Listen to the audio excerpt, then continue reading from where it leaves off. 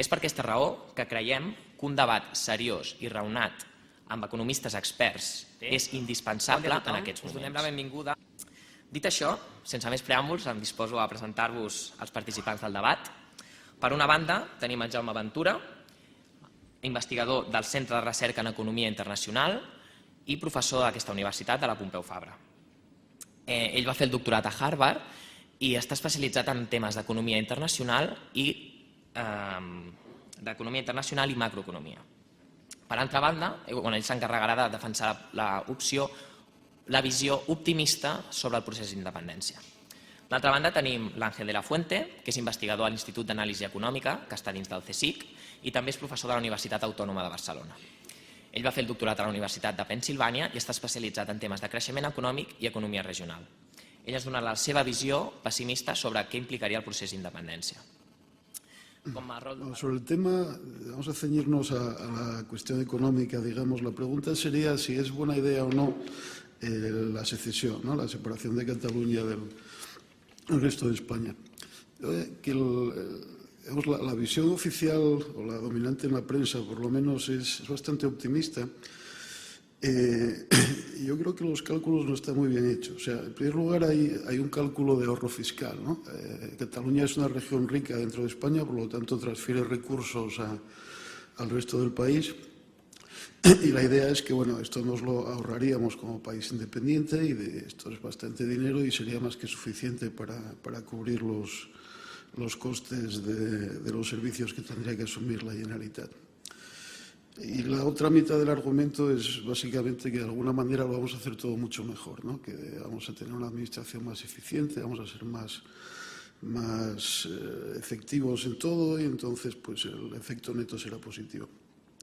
Yo con esto veo varios problemas. En primer lugar, las cuentas que se hacen del ahorro fiscal son muy optimistas o un tanto manipuladas, ¿no? Sí que hay un ahorro fiscal o habría un ahorro fiscal en caso de independencia, pero bastante más pequeño lo que se suele decir, y cuando uno tiene en cuenta los costes de asumir los servicios que tendría que pasar a prestar el nuevo Estado y la pérdida de economías de escala y la existencia de costes fijos, muchas actividades y demás, pues el dividendo fiscal se quedaría bastante más pequeño de lo que nos cuentan algunos partidarios de la independencia. En segundo lugar, para que ese dividendo fiscal se materialice, tendría que pasar que el PIB catalán no sufriera con la independencia. Yo creo que esto es muy improbable.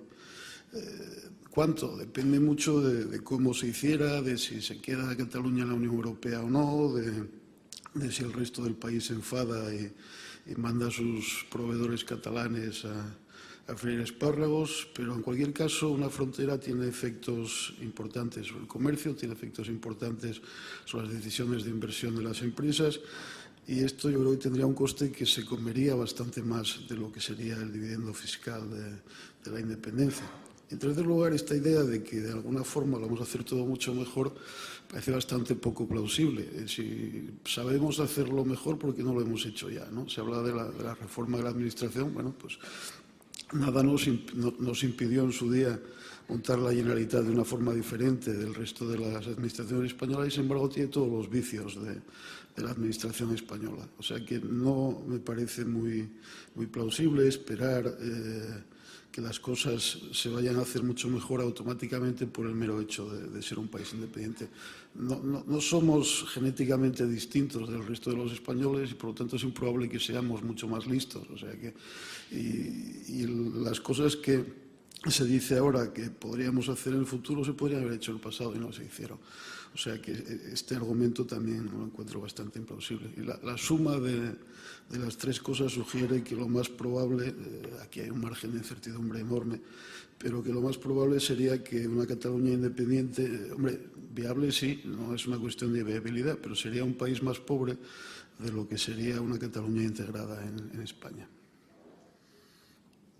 Bueno, cojamos los números de la Generalitat, que bueno, también habría que discutirlos un poco porque barren para casa, pero partamos de los números de la Generalitat.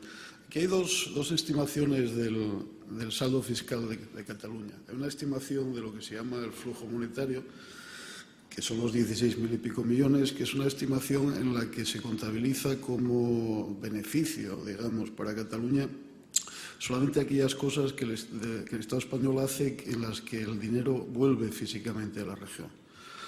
Y luego hay una estimación de flujo de beneficio en las que, digamos, que los servicios generales del Estado se localicen o no aquí, se imputa una parte, generalmente por población de Cataluña, puesto que servicios generales nos benefician.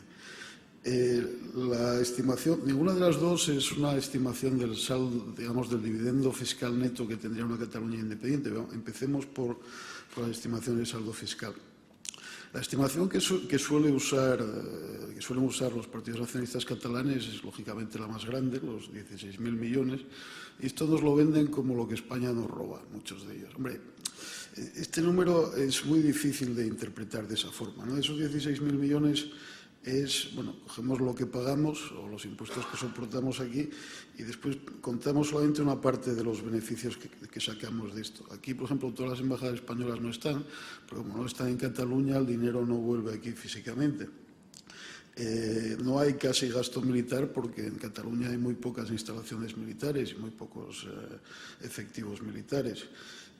Digamos que los costes fijos de la estructura del Estado, la estructura central de los ministerios, muchos organismos públicos y tal, que generalmente no están aquí, pues tampoco se cuenta nada de esto, ¿no? O sea que es una forma de contar el saldo fiscal que es a muchos efectos bastante poco razonable, porque no tiene en cuenta muchas cosas que nos benefician, pero que no están físicamente aquí. O sea que yo creo que el número de los dos que da la Generalitat, del que habría que partir, no son los 16, sino los 11.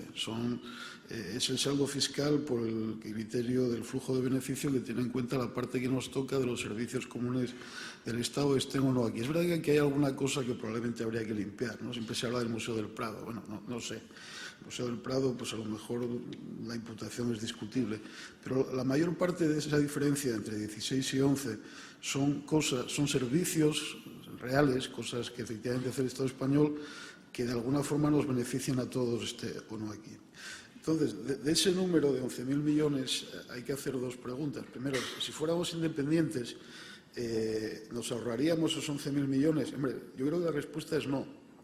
Nos ahorraríamos menos porque hay muchas cosas en las que hay costes fijos y economías de escala, ¿no? O sea, por ejemplo, si Cataluña quiere tener embajadas en los mismos sitios en los que los tiene España ahora, pues las embajadas, para mantener el mismo coste que ahora se imputa por flujo de beneficio, pues las embajadas catalanas tendrían que ser un sexto del tamaño de las embajadas españolas.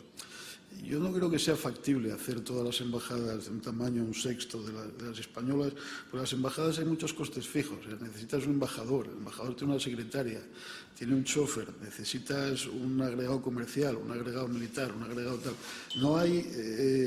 No es muy fácil reducir a un sexto el tamaño de una embajada. En defensa también hay costes fijos importantes, ¿no? Digamos, la estructura tecnológica de los sistemas de defensa aéreo, de los radares, los grandes navíos, son cosas en las que es mejor ser grande y pagar a escote un ejército que no tener muchos ejércitos pequeñitos, ¿no? Y luego también los estados tienen estructuras centrales que tienen sus costes fijos, ¿no? Se dice, hombre, es que pues si fuéramos independientes no tenemos por qué pagar un sexto de la Casa del Rey. Vale, pero la Casa del Rey cuesta 8 millones de euros al año. Un sexto de 8 millones son del orden de 1,4 millones al año. No vamos a tener una presidencia de la República que cueste más de 1,4 millones de euros al año. Y como esta, muchas cosas, ¿no? O sea que de esos 11.000 millones todavía habría que descontar una parte por esas economías de escala, por el hecho de que compartir servicios es generalmente más barato que hacértelo tú solo. Y habría también pérdidas de eficiencia, por ejemplo, en la recaudación impositiva. Hacienda controla lo que hacemos en todo el territorio español. Si troceamos Hacienda en compartimentos estancos, pues el controlar a los grandes contribuyentes, a las grandes empresas y demás, pues será más difícil. Será más fácil que se nos escape por algún sitio el dinero. La Hacienda también tiene costes fijos importantes. O sea, en Madrid hay unos ordenadores muy grandes y hay una serie de servicios centrales que se dedican a manejar la información de Hacienda. O sea que, aparte de los costes, de unos costes más altos, también podríamos tener una recaudación inferior. O sea, yo creo que si hacemos bien los números, el ahorro fiscal, el dividendo fiscal de un Estado catalán independiente se quedaría bastante por debajo de esos 11.000 millones, que es el saldo por el flujo de beneficio que da la Generalitat. No sé cuánto por debajo, habría que hacer los números. He hecho algún número así a ojo de buen cubero.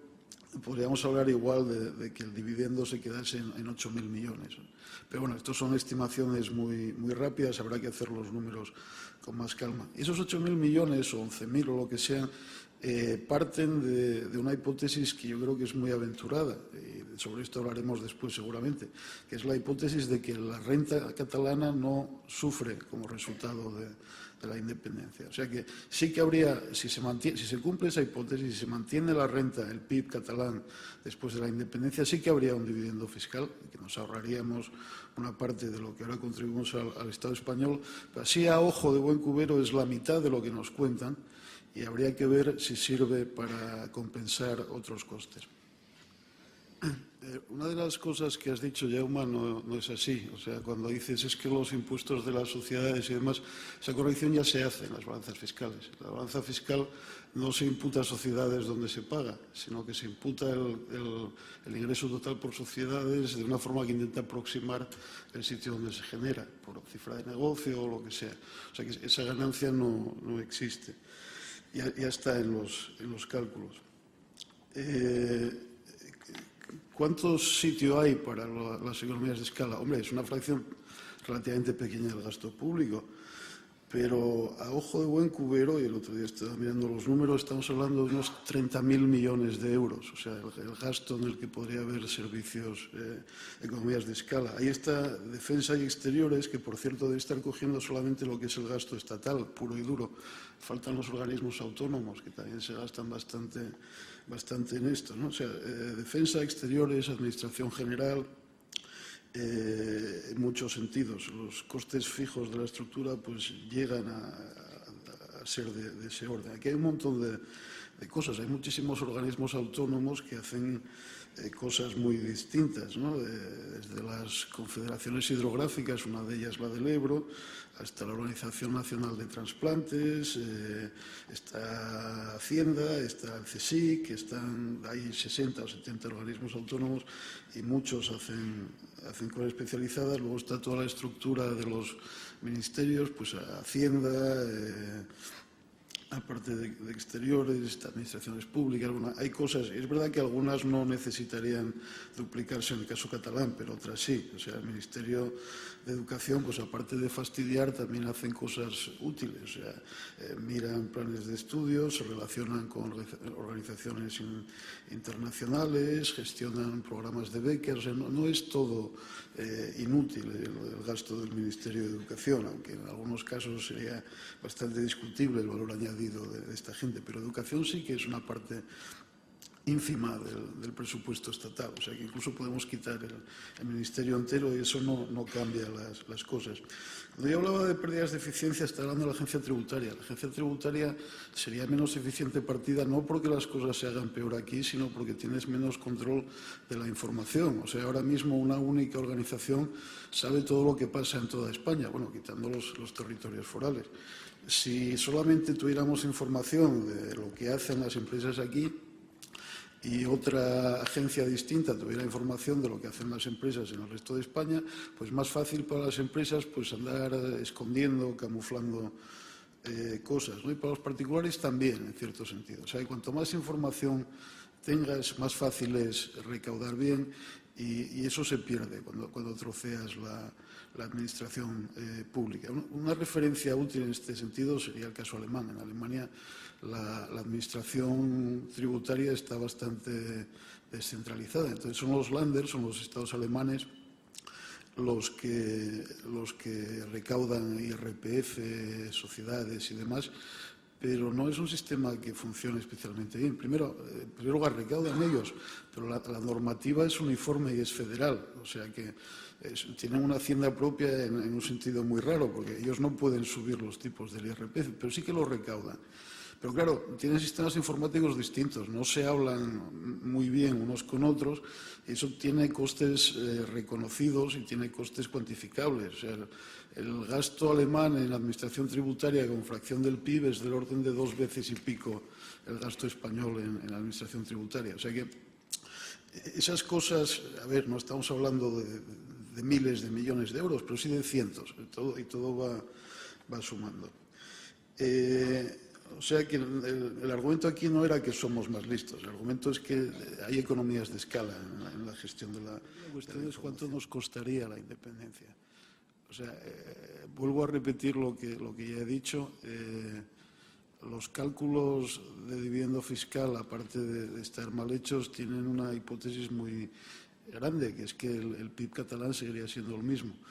Jaume no cree que la secesión tuviese un efecto apreciable sobre el PIB catalán. Yo sí, habrá que ver, el tiempo dirá si se llega a producir la secesión, a ver quién tiene razón, pero yo me temo, y me temo apoyándome en razonamientos en evidencia económica, de que va a haber efectos importantes sobre el comercio y va a haber efectos importantes sobre las decisiones de inversión de empresas importantes, que pueden ser medianos o grandes, en función de si nos quedamos en la Unión Europea o no, pero que en cualquier caso se van a comer, o más que comer, el dividendo fiscal de la independencia. En cuanto a las ganancias de eficiencia, yo lo siento, pero soy muy escéptico. O sea, no nos veo tan distintos del resto de los españoles y no veo que hayamos hecho las cosas de forma muy diferente. O sea, la oportunidad de organizarnos de forma distinta ya existió cuando se descentralizó el Estado y se crearon los gobiernos regionales. Y todas las comunidades han hecho básicamente lo mismo. O sea, no hay ninguna comunidad que haya creado una administración que sea muy distinta del Estado central. No hay ninguna comunidad en la que los gobiernos hayan brillado especialmente por su eficacia, y no hay ninguna en la que hayan brillado por la limpieza de sus políticos tampoco. O sea, tenemos los mismos vicios y los mismos defectos que el resto de los españoles y seguiríamos teniéndolos si fuéramos un Estado independiente. O sea, que yo creo que ya hay poco que rascar, y quizá la pregunta que queda en el aire y que habrá que ver, porque al final será una cuestión empírica si llega el momento, es hasta qué punto esos efectos sobre el comercio y sobre la inversión son grandes o no lo son. Yo me temo que serían, en cualquier caso, más que suficientes para comerse el ahorro fiscal. Y luego hemos estado hablando de economía, pero creo que hay que tener en cuenta alguna cosa más, ¿no? O sea, a muchos de los que vivimos aquí, aparte de los costes económicos, nos preocupan otros costes de carácter más sentimental, y eso de alguna manera habría que tenerlo en cuenta. Entiendo que hay otra parte de la población que al revés tendría una gran satisfacción dejando de llevar un pasaporte español en el bolsillo, pero bueno, todo hay que tenerlo en cuenta. Gracias por venir y por la discusión. Gracias.